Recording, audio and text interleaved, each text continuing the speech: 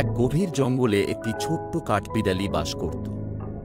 সে খুব চঞ্চল ও পরিশ্রমী ছিল। প্রতিদিন সে বিভিন্ন গাছের ডাল থেকে বাদাম ও ফল সংগ্রহ করত এবং তার গুহায় মজুত করত।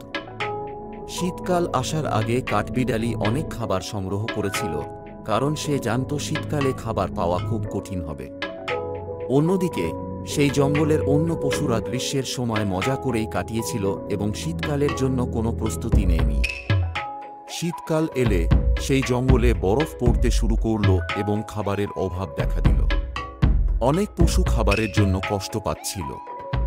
তখন কাঠবিড়ালি তার গুহায় বসে নিরাপদে এবং স্বাচ্ছন্দ্যে জীবন কাটাচ্ছিল, কারণ তার কাছে পর্যাপ্ত খাবার মজুদ ছিল।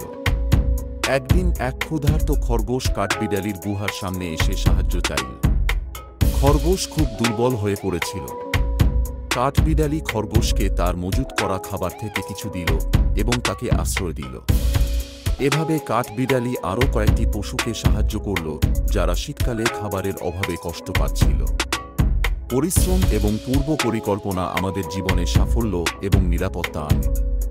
তাছাড়া আমরা যদি আমাদের সঞ্চয় ও সাফল্য অন্যদের সাথে ভাগ করে নিতে পারি, তাহলে তা আমাদের মানবিকতাকে আরও সমৃদ্ধ করে।